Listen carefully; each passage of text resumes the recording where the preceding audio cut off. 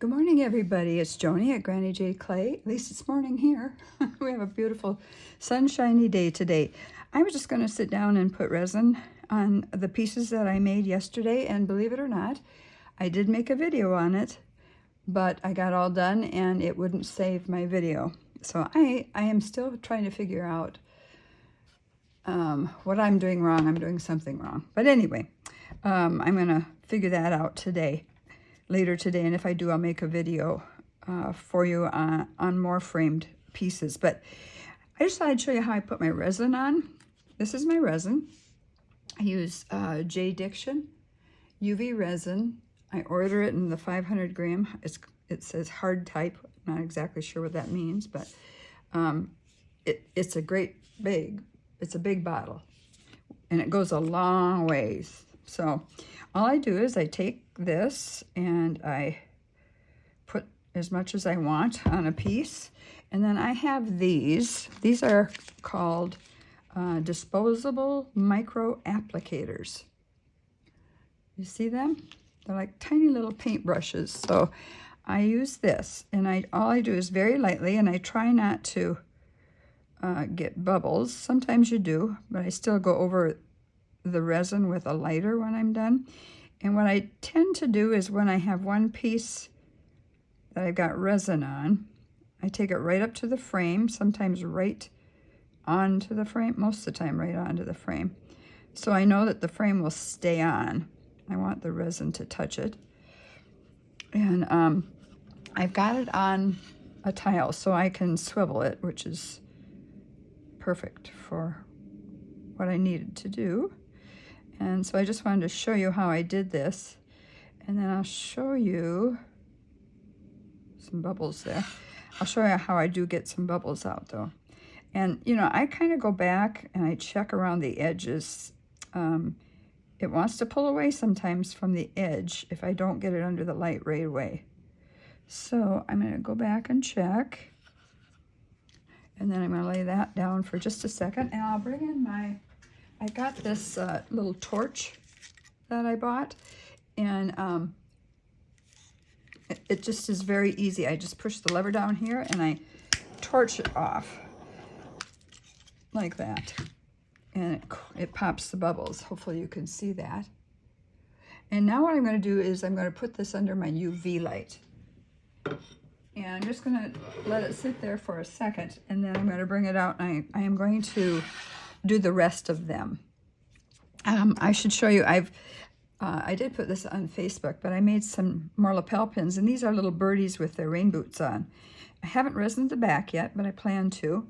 So what I did with these is I made the bird, and I put the wing on the bird, and then I have a tiny little cutter for the boots, and I made those separately, and then I just lined them up to the bird and kind of rubbed where the bird and the boots come together, and baked it that way. And then once it came out of the oven, I put the acrylic paint on to make it look a little bit more like rain boots. And then I also flipped it over, and well, first I had a piece of clay here that matched this clay, and I put it down, and I came around it with an X-Acto knife, and then I took the extra clay away, and I took my blade like this under the bird so that I could lift it up, and then I worked with the bird, making sure it lined up all the way around the back. And well, before I did that, I had put some liquid clay on the back of this bird, the first bird I made, and then I made the back of the bird, so this would stick on it really nicely. So because I have resin this front top, I would like to also resin this and also in the sides. So I just thought I'd show you that. And then I made these too. I think you saw these as well, but people said they like these on white, but it's not really completely white. It does have turquoise in there, a blue color in there, so it kind of looks like the ocean. Anyway, I used underglazing sheets. Let me show you what that looked like. I'm going to bring that out. There it is. I had a big sheet of this, And then I ordered it from I'm not sure how to say the name of it, Sanbao, Sanbao. And I had to learn how to use the underglaze. This is for ceramics, and of course polymer clay isn't ceramic clay, but I thought I'm at least going to try it, and I'm really glad that I did. But there's a way to use this that's different than when I put a polymer clay transfer on clay. So I watched several YouTube videos to see how they applied underglaze transfers to their ceramic pieces. That was very helpful for me. And I've got a whole bunch of paper like this, not necessarily with the sea turtle and so forth, but I just really like it. Some show up better than others, I'm finding out. The black really shows up nicely. But I've got blue, I've got white, and of course with white, I think I would put it on a dark piece of clay. Haven't tried that yet, but I'm going to. Maybe later I'll do that and show you. But I wanted to show you that you can use these underglaze. Now there's a overglaze or a top glaze sheet too. Don't get that. Get the underglaze sheet and try that. But what I do is, if I had clay here, I do happen to have one all ready for my next project. So what I would do is I would spray this with a little water and make sure it had water all over it, at least as far as the sheet would reach. Then I would lay this down with the darker ink face down on the clay, of course, and then I would just smooth over it to make sure it's attached to the clay. And I do that quite often, make sure it's attached. And you put the water on because it will start to remove the ink onto the clay right away, and it's very helpful to do. And then I take a sponge. I just got an old sponge that I use, this kind of big old sponge. You can get a smaller one. And I run that under the water, and I wring it out really, really well, and I just walk it over this, just like that, once it's all wrung out. It's not wringing wet, it's just damp. And I just go all over it, and then I wait until I can really clearly see all of the prints, and then I just take one corner and I begin to reveal it, and if it's not good enough, I just lay it right back down, and I dab it a little bit more with my sponge. But it doesn't take that long, and it works nicely. So I just wanted to share that with you in case you want to try it, because there's all kinds of underglaze sheets out there you might like. So if you would go to Etsy and pull up SANB BAO, I think. BAO, yeah, SANBAO, I think that's right. You will pull up several of the sheets of paper that you could order. They probably have it elsewhere too. Maybe you can go on the internet and find it. I don't know. But that's something I wanted to share with you because it's a fun technique.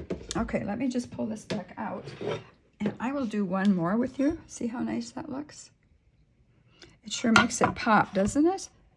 I just think it makes it pop a little bit. Let's see if, I don't know if I can bring you down a little bit further. There we go. And now I think what I'll do is just this one right next to it. And once I've finished this and resined them out, they're still stuck. Excuse me, they're still stuck to the tile after baking them yesterday. And I want to make sure I leave it on the tile because then they don't move. They don't move for you when you want to put the resin on. And then I'm just very softly, gently kind of bring it around, making sure I get it right on that frame. This frame is different. It's a little bit more flat, so it's a little bit easier for me to get the resin right onto the frame. I have not had one of my pieces where the frame has fallen off, not one. So if you resin, make sure you catch the frame when you're doing that. Put that down. I'll bring my torch back in. Let's see, where did I put that torch? Here we go. I ordered this, I think, over Amazon. Okay. And now I'm going to put this under the UV light again. But I just wanted to take a quick minute to show you that and show you how much more pretty it is to have a little resin on it. I will resin the back as well. When these are done, I will take my blade, pop them off, turn them over, And I generally do a little sanding on the back too, to make sure that on the edges, because I want to make sure that my frame is showing on the back so I can make the resin touch it. Then it's just double safety that way. The front and the back both touch the frame, or the resin touches the frame, both front and back. So that's all I wanted to share just for this morning, and I may be back later this afternoon to show you exactly how I've done this. I'm going to run an errand, and I will be home after a while, and then we'll try it. Thanks for stopping by. I appreciate it. God bless each and every one of you, and we'll see you on the next one. Bye-bye.